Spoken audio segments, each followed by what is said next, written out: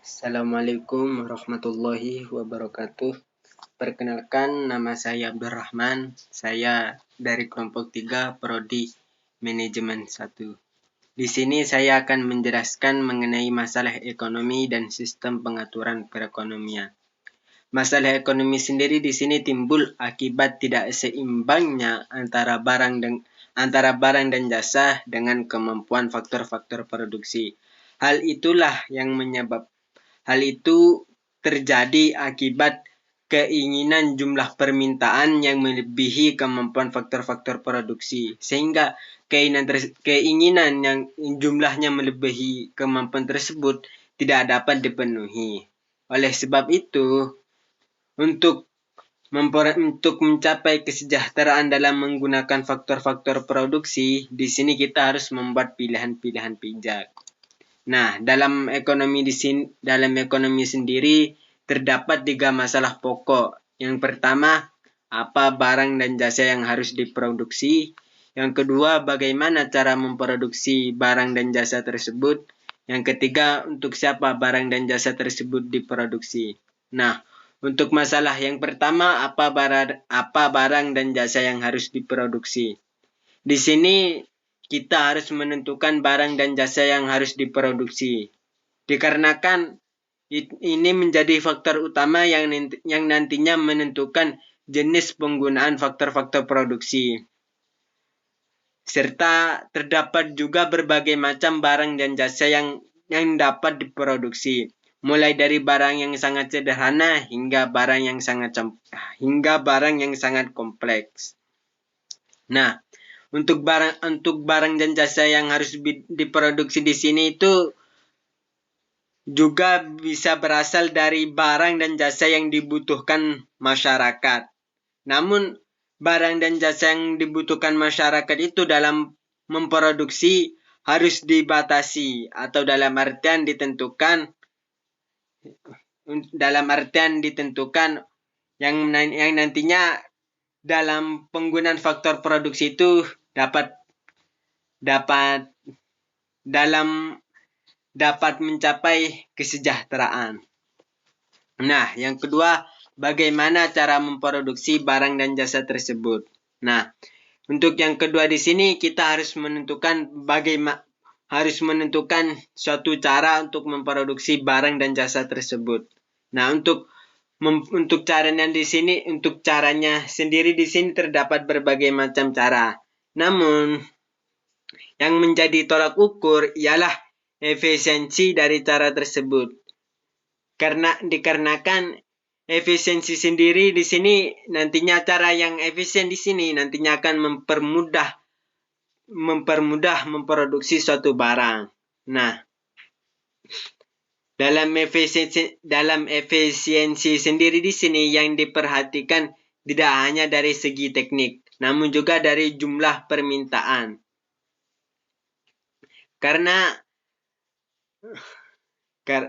Sehingga ketika permintaan sangat besar, maka yang menaikkan efisiensi tersebut adalah teknik yang sangat modern.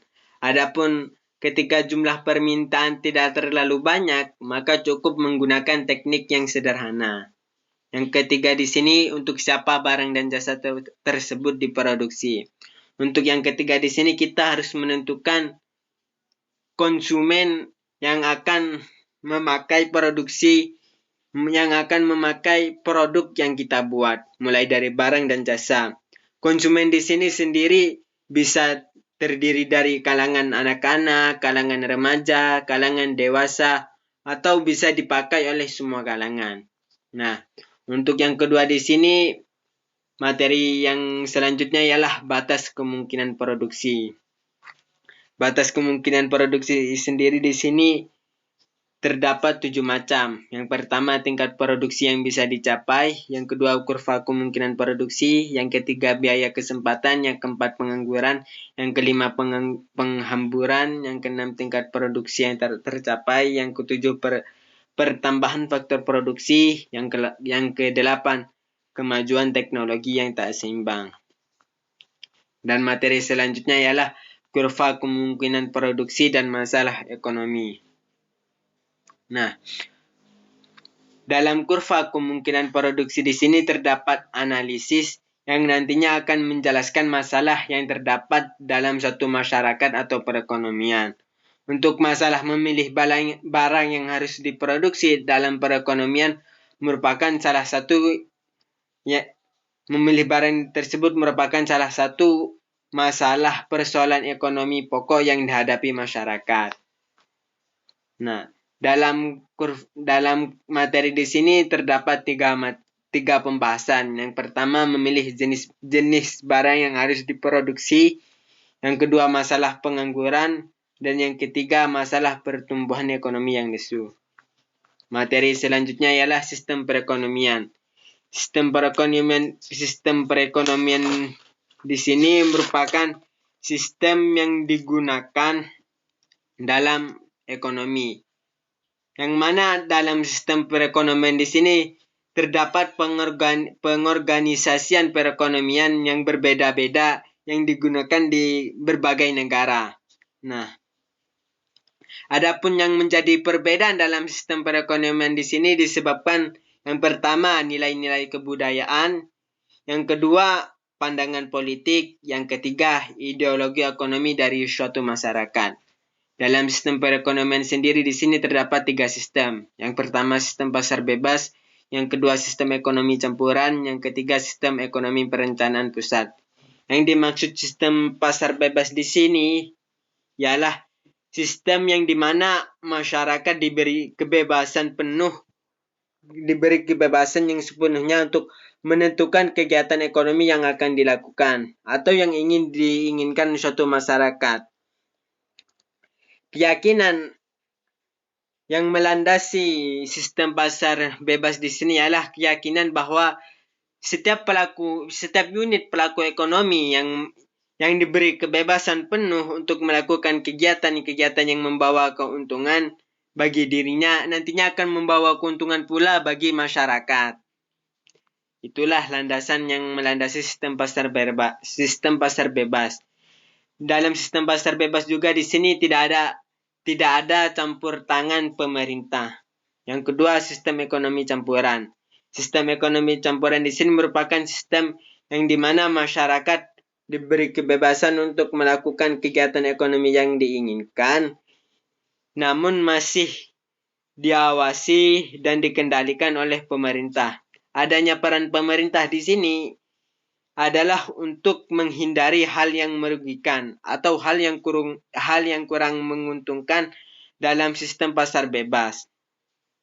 Ada tiga peran pemerintah atau ada 3 campur tangan pemerintah dalam sistem ekonomi campuran. Yang pertama, pemerintah membuat peraturan-peraturan dengan tujuan untuk mengatur dan mengawasi kegiatan ekonomi. Yang kedua, pemerintah terjun sendiri untuk melakukan kegiatan ekonomi. Dan yang ketiga, adanya kebijakan fiskal dan kebijakan moneter.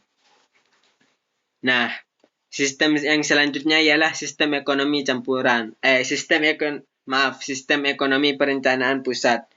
Sistem ekonomi perencanaan pusat di sini merupakan sistem di mana pemerintah yang menentukan sepenuhnya kegiatan ekonomi yang akan dilakukan. Sehingga pemerintahlah yang nantinya akan menyelesaikan masalah-masalah ekonomi. Mulai dari 3 masalah pokok ekonomi hingga ke masalah pengangguran. Dan juga masalah-masalah yang lain. Yang melandasi adanya sistem ekonomi perencanaan pusat di sini disebabkan adanya keyakinan bahwa sistem pasar bebas dan sistem ekonomi campuran di sini akan selalu menimbulkan pengangguran dan adanya ketidakadilan dalam sistem pasar bebas dan sistem ekonomi campuran. Sekian dari saya. Wassalamualaikum warahmatullahi wabarakatuh.